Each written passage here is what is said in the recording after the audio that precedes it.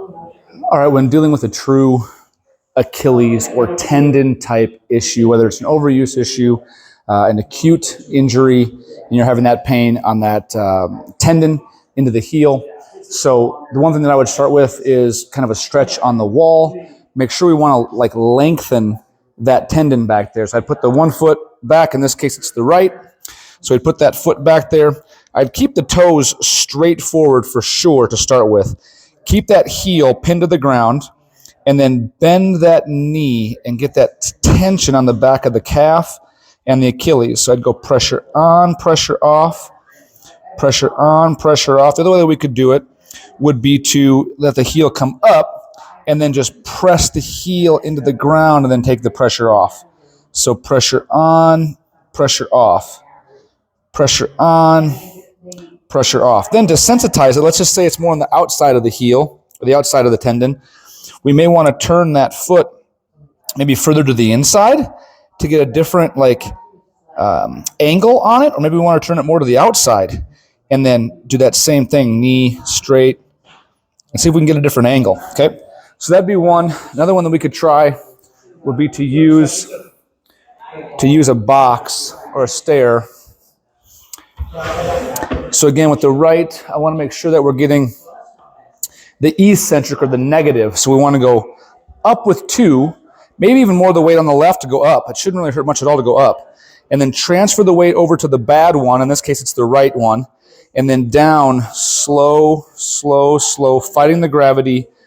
Let the heel drop below the level so you get that tension and that pain on the outside. Now, the pain has to only go to like maybe 5 or 6 tops. No more than that. If it's really sharp, then we have to back off a little bit. Then you may want to put some more weight on the left and not go fully just weight on the right. So you want that pain to stay probably only around, 5, 6 tops, whether you have to use 2 feet or 1 foot.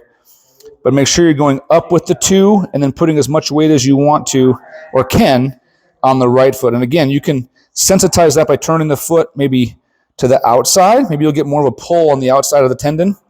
Or maybe you'll get more of a pull on the outside of the tendon when you turn the foot to the inside, okay? So that's one that way.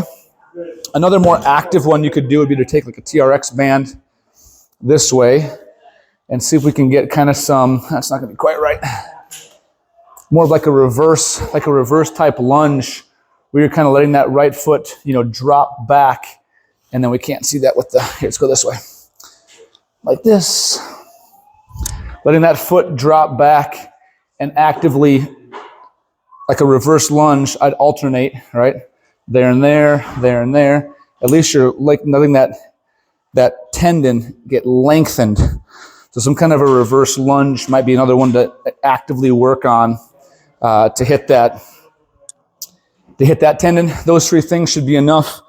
Getting 12, 15, 20 reps in at a time, turning it up to no more than about a 5 out of 10 pain, maybe a 6. And it has to calm down to 0 very quickly after you're done. And then you're just going to do sets and sets of that throughout the day until that thing is, until the pain that initially came on with it is now reduced. Now it's only like, you used to be able to do that stretch and it was a 6, and now it's only a 4, now it's only a 2. Then we're going to have to add weight to make you like either hang on to dumbbells or go faster and more dynamically in order to turn that pain back up to a 5. We want to keep it so that we're progressing it, but not loading it too quickly. So we'll go to the next stage of that.